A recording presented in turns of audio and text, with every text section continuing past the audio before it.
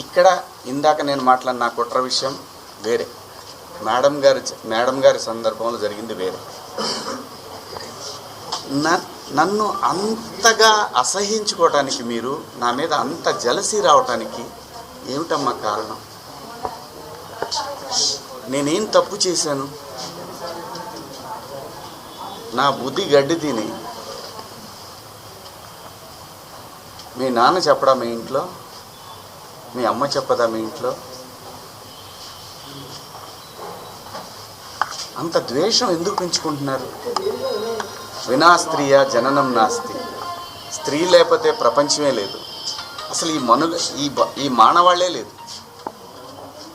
ఏ మగవాడు కూడా తన ఇంట్లో తన భార్య, తన బిడ్డ, తన అక్క చెల్లెళ్ళు, తన కుటుంబాలు ప్రతి ఒక్కడికి ఉంటాయి. ఇక్కడ ఎవరి మీద దాడి చేస్తున్నారని, ఆ డివిజన్ని తీసుకురావాలని ఎందుకు తహతహలాడిపోతూ ఉన్నారు?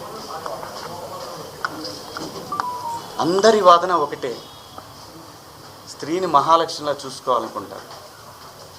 ఎవరు బట్టలు ఎలా వేసుకుంటే నాకేంటమ్మా? మీరు ఎలాంటి బట్టలు వేసుకోవాలనేది మీ ఇష్టం. నేను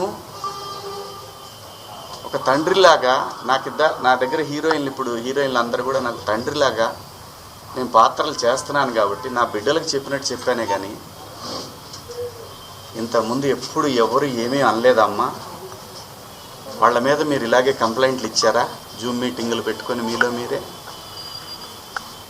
ఏమ్మా, పేర్లు పెట్టి అనగలను నేను, కానీ మీరు ఇబ్బంది పడకూడదు. ఇంత కుట్ర చేయాలా నా మీదన? శివాజీ అనేవాడు సినిమా పబ్లిసిటీ కోసం అంత చిల్లరగా దిగజారుతాడా శివాజీ? నాకు అలాంటి డబ్బు పిచ్చి, ఫేమ్ పిచ్చే ఉంటే రాజకీయాల్లో నేను ఎక్కడో ఉండేవాడిని.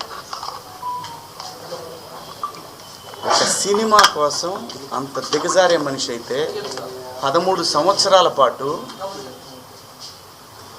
సినిమాకి దూరంగా జనం కోసం నిలబడేవాడినా. నాకు అనుకూలంగా ఉన్న గవర్నమెంట్లు వచ్చినా కూడా నేను ఏ రోజు పోయి ఒక పదవి అడగల. అది తెలంగాణలో అయినా, ఆంధ్రాలో అయినా, ఎక్కడైనా ప్రజల గురించి మాట్లాడాలనుకున్నాను తప్ప ఎవరు కుట్ర చేశారు, ఏం చేశారు, ఎలా చేశారు అనేది ఎప్పుడైనా ఊరికే మాట్లాడితే సరిపోదు. ఆధారాలు తీసుకుందాం, వాటికి సంబంధించి నేను మాట్లాడతాను. ధైర్యం ఉంటే నేను తప్పు చేశాను, శివాజీ దుర్మార్గుడు అని మీరు ప్రూవ్ చేయాలనుకుంటే మీకు వ్యవస్థలన్నీ తలుపులు తెరిచి ఉన్నాయి, రండి. కానీ దయచేసి నేను ఒకటే చెప్తున్నాను, ప్రపంచ వేదికల మీద ఒక 10 దేశాలు, ఒక 180 దేశాల ప్రజలు నిలబెట్టి, ఆడవాళ్ళని నిలబెట్టి, రిప్రజెంటేటివ్స్ అంటే ఒక శారీ కట్టుకున్న అమ్మాయిని